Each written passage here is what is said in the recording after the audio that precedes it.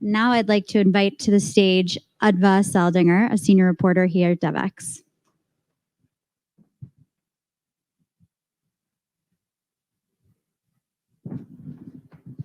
Thanks, Meg. I'm welcoming to the stage with me Carsten Staur, who's the chair of the OECD Development Assistance Committee, otherwise known as the DAC to most of us. Carsten, thank you so much for being with us today. Thank you.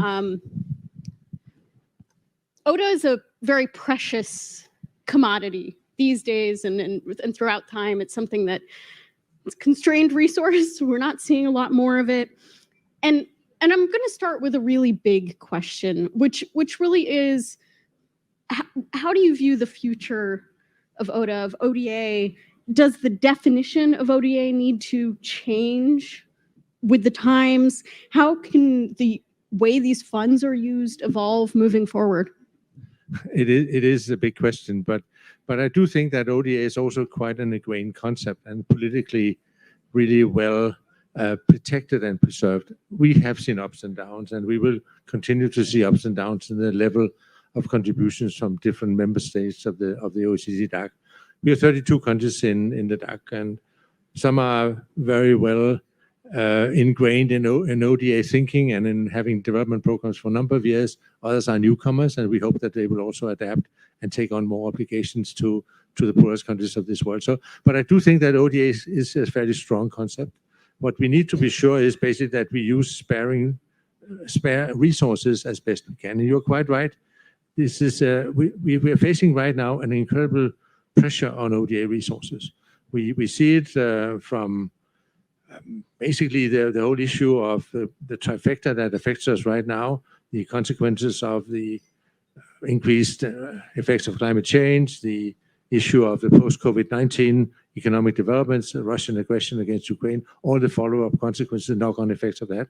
And that's clear that we need much more ODA, both in terms of development assistance, but also surely in terms of humanitarian assistance. So we need to get more money. That's my main job. Whether I'll succeed or not, I don't know. It's in the hands not only of myself, but also of political leaders of 32 countries and your constituency here that has to push on to make their governments, their parliaments, produce more ODA. But that would be one of them. One is the numbers that we have to deal with. Last year, 22, we had the record number, $204 billion in ODA. We need to maintain that at least, hopefully also increase it. And then we have the whole issue of the allocation of it. What we see right now is a lot of pressure from middle-income countries to get a larger share of ODA due to developments in global economics, interest rates, capital markets, and so on. But the pressure on ODA from middle-income countries is increasing. And at the same time, of course, the needs are great, not least in the least developed countries. So we are facing a difficult situation, and I think there's a need to work both on quantity and on quality of this, and to make sure that we can make ODA work harder. Yeah, I want to ask you, because I think there's been a lot of questions and controversies over what counts as ODA, right? When does climate finance count? Should it count? How does spend in domestic refugee response, if that's counted towards ODA, should it be or shouldn't it be? And then this issue of private sector investments and how should that be? I mean, that's a debate that's been going on forever that the DAC can't seem to quite agree on. So where do things stand in these debates? You're right. There is a continuous debate, and there's a continuous evolvement of the definition and the criteria. 32 countries constantly negotiate these things, and we try to be sure that we can adapt to changing circumstances. You're right that the issue of in-donor refugee cost, it was never foreseen to be as large a share of ODA as it turned out to be in 15 and 16 and again in 22 with the influx of Ukrainian refugees in Europe. We took a decision in the DAC before my term as chair in 2017 to revise the criteria based on the experiences of 15 and 16 and the European refugee and migration crisis. And we have these rules now, they are tightening up. So it means that one country can report, they can only report the cost for the first 12 months of an asylum seeker coming, and they have to exclude part of the of the cost that's not related to basic sustenance. But it is a thing that we might need to look at if this situation continues. I agree with that. On the other side, on the private sector instruments, you're right. We have been negotiated how to count that since either 2014 or 2016, depending on how you count. But I'm hopeful that we will come to a conclusion. But what will that conclusion look like? That we are negotiating right now on this, and there's a little bit of a stretch to go. But my main point here is that if we are to find the finance for sustainable development, we need to make possible to, as I said, make ODA work harder, which also means that we need to, through ODA, to mobilize other sources of funds. We need to put more money into domestic resource mobilization. We need to put more ODA into aid for trade. We need to put more ODA into how we improve the effects of remittances. There are a number of things where we need to put ODA into generating more resources from other sources that are not forthcoming right now. And private sector is one of them. The instruments that we will have is basically guarantee schemes, equity, all the things that we have been reporting on a temporary basis for the past 7 years. We're now working on to find more lasting rules for that. But it is important, if we want the private sector to invest, that in some cases that will have to be either you have to buy off risk or you have to somehow facilitate the investment by use of ODA. The difficult thing, of course, is to make sure that it's not basically that we only do this if it's necessary, and that we don't distort the market mechanism on that basis. But I'm fully behind that it is necessary to use ODA in order to create more private flows and more private resources for development. So I wanted to ask you, because one of the things we've seen is other sort of definitions emerge, and actually Jorge Moreira da Silva, who's the former head of the OECD Development Directorate, spoke on a panel yesterday, and one of the things he said is that, like, yes, ODA is important, but we also may need to look at other measurements and other metrics, including total official support for sustainable development, which is a mouthful, TOSD. Yeah. And I'm curious your take on that. Do you think we need to have sort of a variety of different ways that we're measuring or counting these flows? We will always have a lot of different ways of counting flows.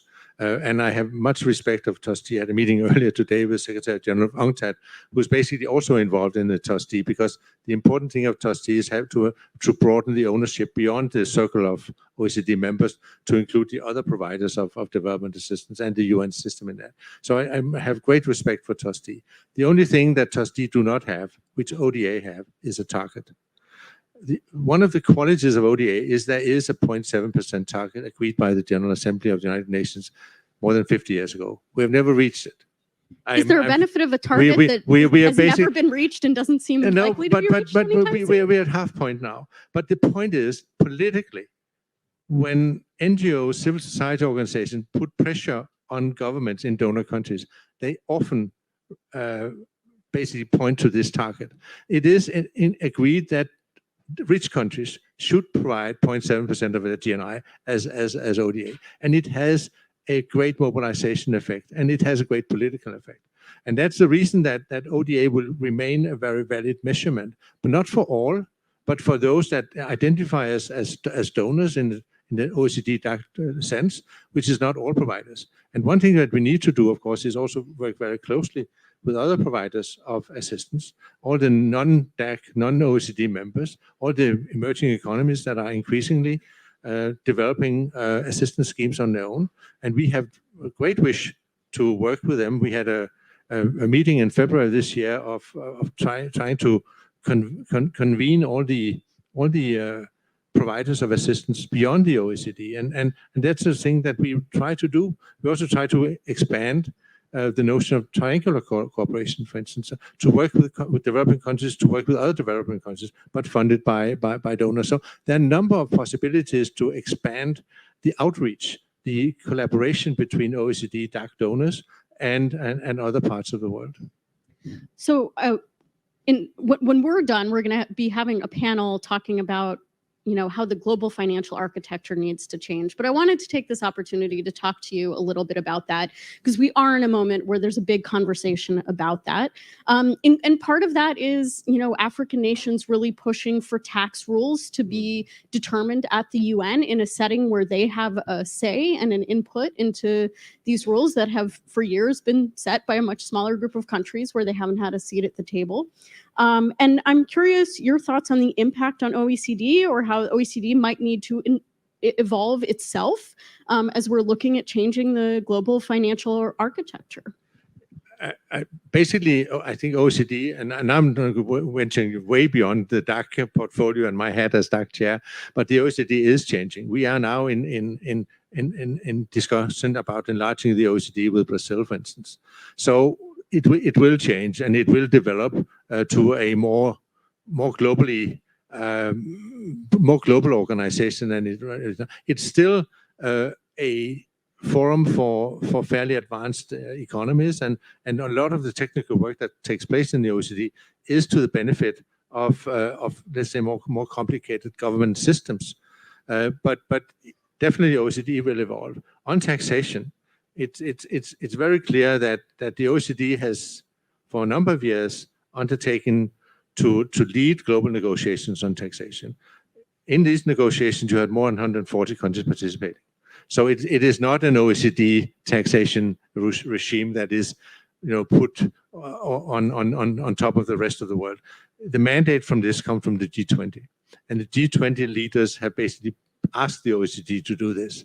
It doesn't mean that you cannot talk about tax at the UN also, but there is a clear mandate, and there's a clear negotiating process in the OECD to deal with taxation issue, and there's the technical expertise to do that, which I think is a good thing. But I think on taxation, I think the real issue here is how we can build taxation system in countries, in developing countries, that will allow them to basically harvest the taxes that they need in a way that do not make it impossible to achieve economic growth and development. So it has to be smart taxes, and there's a lot of knowledge in the rich part of the world, including in my own country, about how you actually can develop smart taxes that do not negatively affect economic growth. And then to do that in a way that can actually create a strong enough resource base to make a public sector that actually works and deliver the services that you would expect from a public sector. I think that's a key element, and that's where ODA can actually help, because we could invest, and we will invest. We should invest much more ODA than we do right now in developing taxation systems and domestic resource mobilization in developing countries. I think that's one of the keys to transformation, to reform, and to growth. Great. Well, we are out of time, but I think that's a perfect note to wrap up our conversation. So, Carsten, thank you so much. Thank you. It was a real pleasure. Thank you so much. Thank you. Thank you.